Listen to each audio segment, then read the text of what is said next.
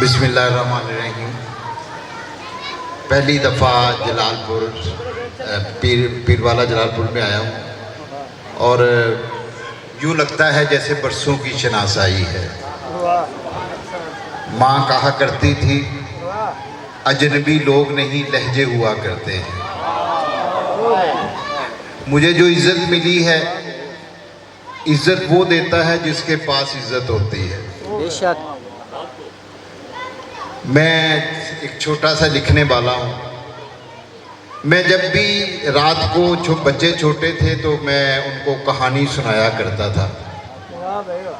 अपने बच्चों को कहानी ज़रूर सुनाया करें, वरना बच्चे फ़िरौन बन जाते हैं और हिरोशिमा नागासाकी की क़यामतें बर्पा होना शुरू हो जाती हैं।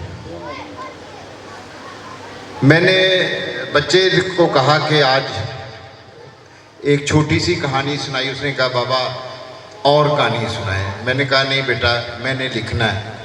तो वो कहने लगा कि बाबा लिखना कौन सा मुश्किल होता है। मैंने कहा बेटा तुम क्या जानो लिखना कितना मुश्किल है।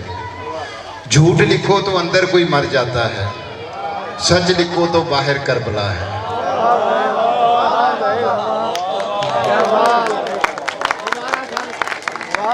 झूठ लिखो तो अंदर कोई मर जाता है, सच लिखो तो बाहर करबला है। ये करबला आज भी उसी तरह चल रहा है।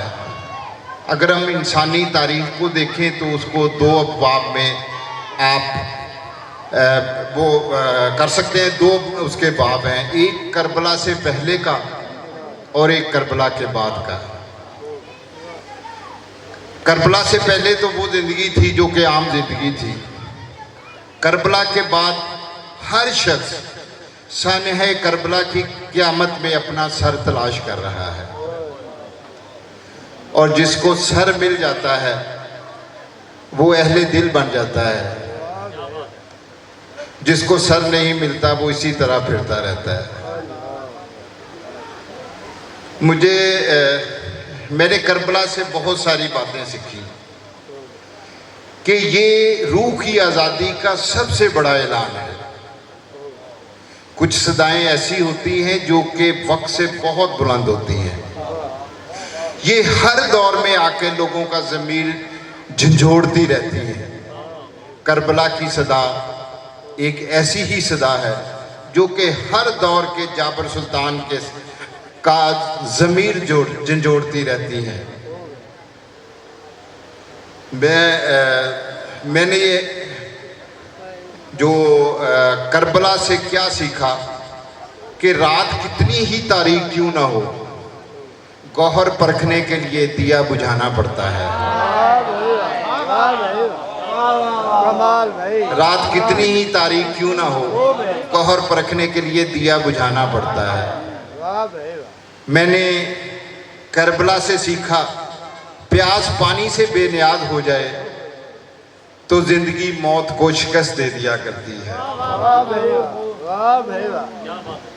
मैंने करबला से सीखा कि ये इस्तेमारी कुव्वतों के खिलाफ ऐसा ऐलान जंग है जो कि तलवार से ज़्यादा शऊर से किया गया, और जो शऊर का जहाद है वो ये जहाद है कि आपका वकार, आपका दीन और आपके असूल आपकी जान से ज़्यादा मोतबर है। हज़रत इमाम हुसैन ने अपना सर कटा दिया लेकिन अंदर के चिराग को बुझने नहीं दिया, क्योंकि वो जानते थे कि इंसान कीमती ही वो होता है जो कि अपना ज़मीर बचा के ले जाता है, और जो ज़मीर नहीं बचा सकता वो इंसान नहीं होता। मैंने उस पे लिखा था कि यजीद एक बात नहीं जानता था कि हर इनकार बगावत नहीं होता बल्कि इखलाकी खुद मुख्तारी का ऐलान होता है। हर इनकार बगावत नहीं होता, इखलाकी खुद मुख्तारी का ऐलान होता है। तो ये एक मेरे लिए एजाज़ है कि मैं ऐसी महफिल में आया जहाँ ज़िक्र हुसैन है।